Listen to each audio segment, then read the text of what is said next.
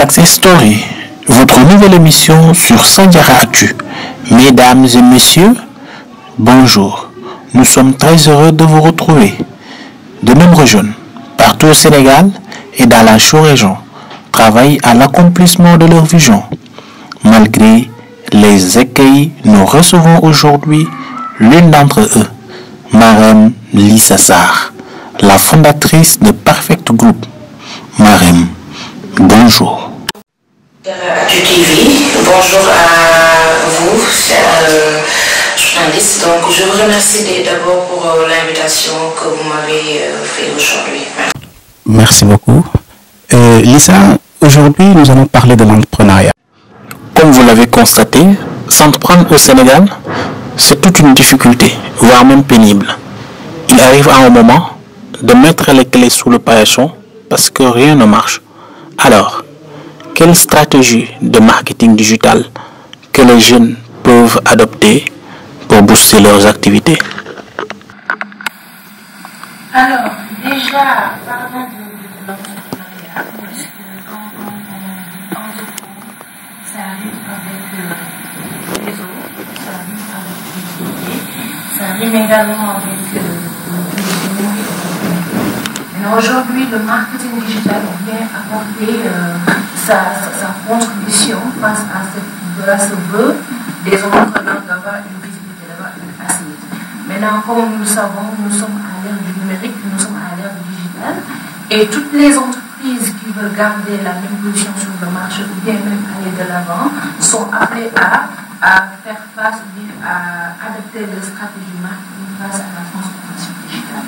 Donc, et c'est cette transformation digitale qui va leur permettre non seulement d'avoir une bonne visibilité, d'avoir une autonomie, mais également de faire connaître les activités de leurs services. Maintenant, le marketing digital aujourd'hui joue un rôle très essentiel dans le cadre de l'entrepreneuriat, dans le cadre de la visibilité des entreprises. Maintenant, qu'avez-vous à partager avec les jeunes entrepreneurs en termes d'expérience? Quand je parle de mon expérience en entrepreneuriat, moi je vais commencer par mes débuts. Parce que quand on parle d'entrepreneuriat, on parle de vision. D'abord, on parle de projet, on parle de besoin. Avoir une frustration. Aujourd'hui, vous êtes dans une communauté où quand on a besoin de manger du pain-thon, on fait des kilomètres pour l'avoir. Là, c'est un besoin, là, c'est une frustration de votre communauté. Maintenant, vous, la solution apporter, c'est ça l'activité que vous allez mettre en place pour répondre à ce besoin, pour répondre à cette frustration. Et là, dès l'instant que vous mettez en place le projet, ça veut dire que vous avez répondu à un besoin qui est présent. Et de là, on va parler d'initiative, parce qu'entreprendre rime avec initiative. Vous prenez des initiatives, vous permettez aux gens d'améliorer les conditions de vie de la population, d'améliorer les conditions de vie de votre communauté. Et dès que vous apportez une solution, c'est sûr que vous aurez besoin des acquis. Parce que vous ne pouvez pas venir vendre comme ça. Même quand on veut vendre, on a besoin des acquis. Et ces acquis-là, c'est quoi? C'est la formation. N'importe quel domaine où vous vous lancez, vous avez besoin d'une formation. Vous avez besoin de vous former, d'avoir des compétences solides, d'avoir des savoirs pour pouvoir exceller dans ce domaine. Parce que nous sommes dans un monde où tout le monde tend vers l'excellence. Les entreprises tendent vers l'excellence. Les gens, les étudiants, les professionnels, tout le monde tend vers l'excellence. Et mieux encore, les gens font confiance qu'aux gens qui tendent vers l'excellence. Et c'est eux qui le coptent. Donc, il faudra déjà du savoir, de la formation, une formation solide pour pouvoir lancer une activité. Même si c'est une activité de vente d'eau, vous avez besoin de quelques aptitudes en marketing. Parce que tu dois savoir comment est-ce que tu vas aborder la personne. Comment est-ce que tu vas présenter ton produit? Comment est-ce que tu vas gérer les leads, convertir ce leads en client? Tout ça, vous en avez besoin. Donc, toutes les aptitudes que vous devez avoir, vous deviez apprendre ça ou bien aller de l'expérience et au fil du temps, vous allez acquérir cette expérience. Mais quoi qu'on puisse dire, avant d'entreprendre, il faut avoir une vision très claire. Avoir un besoin qui est là présent, avoir une frustration et là, vous allez apporter une solution. Parce qu'entreprendre, c'est apporter une solution. Voilà. Des ambitions avec vous, à travers votre carrière, de pouvoir partager. vu que vous avez dit, en d'abord, c'est savoir apporter la solution avec de l'expérience. Cette expérience-là, nous aimerons. Alors, maintenant, quand on parle d'ambition, d'abord les ambitions que moi, personnellement, j'ai, parce que nous, on voit qu'aujourd'hui, un pays ne peut pas se développer sans l'apport du secteur privé. D'accord? C'est le secteur privé qui tient le développement d'un pays. Parce que comme nous le savons tous, nous faisons face au chômage. Les jeunes sont en train de chômer. Il y a beaucoup de diplômés qui sont là à ne rien faire. Maintenant, la meilleure manière d'y remédier, c'est d'instaurer un climat de confiance, un climat de support, un climat d'espoir pour permettre à ces jeunes d'entreprendre. Maintenant, avec cette vision-là, il faut avoir de l'ambition. Moi, personnellement, je me suis dit que je dois apporter ma pierre à l'édifice. Je dois faire quelque chose, j'en ai les potentialités, donc je le fais. Et depuis très longtemps, j'ai commencé à initier des choses, initier des projets d'entrepreneuriat, des projets qui peuvent apporter des solutions face aux maux de notre société. Donc là, c'est des ambitions qu'on a. Maintenant, plus loin, nous, on voudrait vraiment faire partie de ces femmes leaders, de ces jeunes qui vont impacter positivement le pays, qui vont impacter positivement leur communauté. Parce que nous avons les potentiels, nous avons confiance en nous, nous avons cette vision et on pense qu'avec les efforts que nous allons faire tous les jours, donc on pourra atteindre ces objectifs-là. Voilà. Merci d'abord. Vous avez parlé d'ambition, vous avez parlé de projet, vous avez parlé aussi d'être femme leader. Avez-vous des projets dans ce sens comme femme leader? Pouvez-vous parler davantage sur votre projet? Alors, en tant que femme leader, en tant qu'une femme qui impacte, en tant que femme influente, comme on a l'habitude de le dire, nous, on a des projets pour les femmes. Donc, et ça vient à son heure, on est bientôt le mois de mars. On a récemment, j'ai récemment mis en place une initiative donc, qui s'appelle Women Power Tour. Donc, alors, là où vient le projet, donc moi personnellement, comme je le fais d'habitude, on fait des prospections dans le cadre de ma boîte, Perfect Digital. Donc à chaque fois, je fais des prospections, aller vers les entreprises, les voir et tout ça. Donc lors de la foire de Dakar, de la FIDAC, j'étais allée pour faire de la prospection. Maintenant, quand j'étais sur place, j'ai trouvé des femmes, de braves dames, des dames qui étaient là avec des produits très innovants, des produits vraiment avec un joli packaging et tout ça. Mais quand je lui ai demandé, est-ce que réellement vous arrivez à écouler rapidement vos produits? Est-ce que vous arrivez à décrocher des clients, des partenaires, des collaborateurs? Parce que c'est des produits qu'on peut exporter, c'est des produits que tout le monde a besoin en fait. Donc, elles m'ont clairement signifié qu'elles rencontraient beaucoup de soucis pour écouler leurs produits, pour avoir des partenaires, pour avoir des clients et tout ça. Maintenant, moi, je me suis dit que là, c'est un souci. C'est vraiment un souci parce que tu peux faire des produits, avoir de bons produits, des produits dont les gens ont besoin et que tu peines à écouler ça alors que le besoin est là, c'est pas normal. Donc comme je suis revenue à Thiès, j'ai réfléchi, j'ai dit pourquoi ne pas aider ces femmes? Pourquoi, puisque moi peut-être j'ai une expérience dans le milieu et je fais du marketing, de la communication, aider les entreprises à avoir plus de visibilité, écouler le produit, pourquoi ne pas oublier les chiffres et faire une activité de bénévolat? D'accord, parce que Women Power Tour, c'est une activité de bénévolat. Donc, c'est dans le cadre de mes activités sociales, de l'entrepreneuriat social. Donc là, j'ai décidé de lancer le projet. Donc, ce projet se veut aujourd'hui aider les femmes. Appuyer les femmes en termes de formation, en termes de renforcement de capacité, d'accord? Parce qu'on a vu qu'aujourd'hui, la donne a carrément changé. Les femmes se sont révoltées. Aujourd'hui, elles participent à pas mal d'activités génératrices de revenus.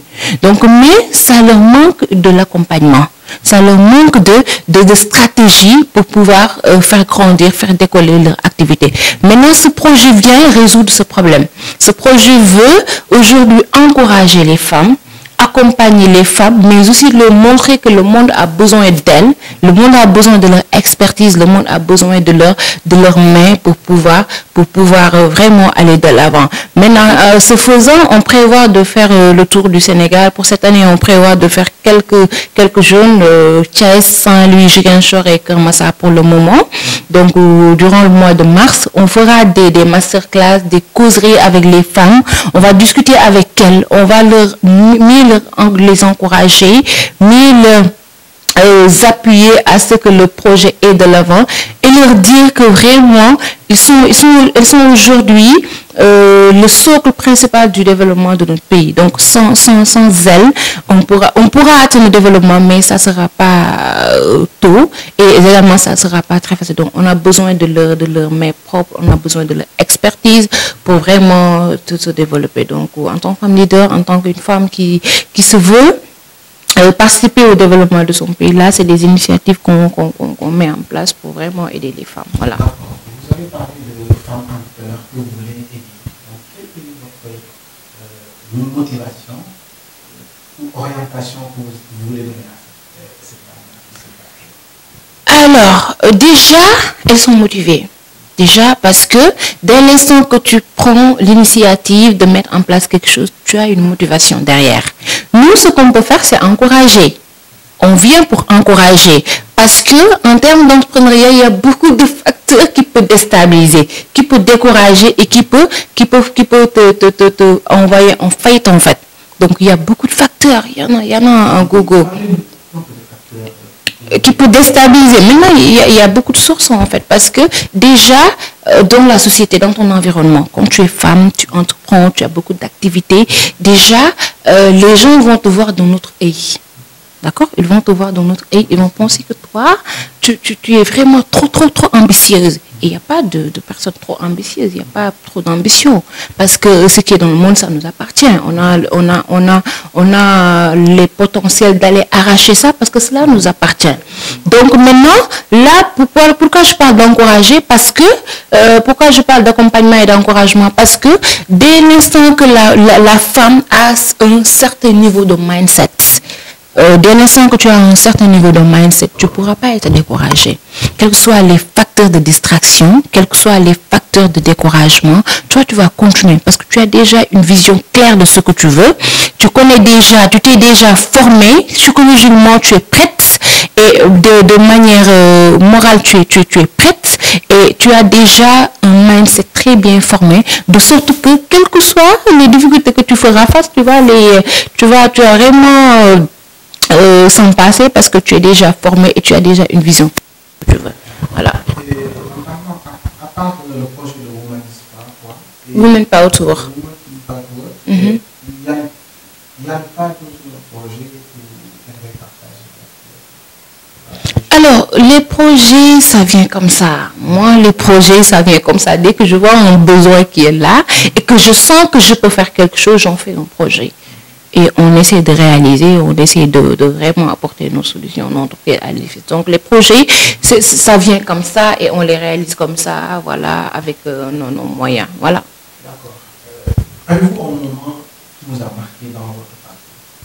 Un moment que vous avez vécu, que ce soit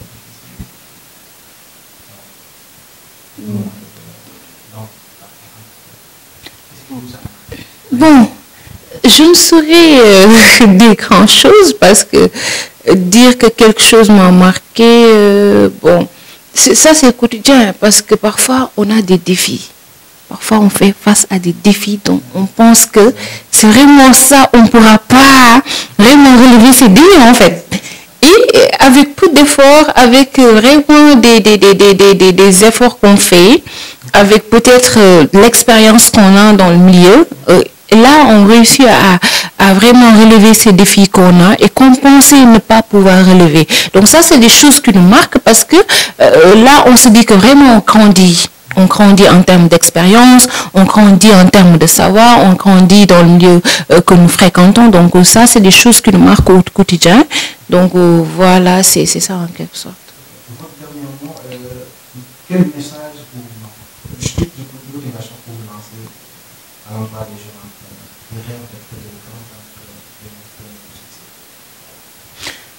Alors, le conseil que j'ai à donner aux jeunes, donc aux jeunes qui veulent vraiment pérenniser dans l'entrepreneuriat, c'est vraiment d'être courageux, d'accord? D'être courageux, d'être patient, parce que l'entrepreneuriat, la réussite d'un entrepreneur, c'est pas du jour au lendemain. D'accord, ça prend du temps. Ça prend du temps. C'est-à-dire, comme je vous l'ai dit tout à l'heure en off, je vous ai dit que quand vous avez un projet, c'est comme un bébé. D'accord? Vous prenez le temps pour lui. Vous lui donnez le temps qu'il faut. Vous l'allaitez. Vous la laissez grandir. Mais vous ne l'oubliez pas. C'est-à-dire que vous le surveillez comme du lait sur le fond, en fait. Vous le surveillez. Et ce sont ces efforts-là que vous faites qui feront grandir votre projet.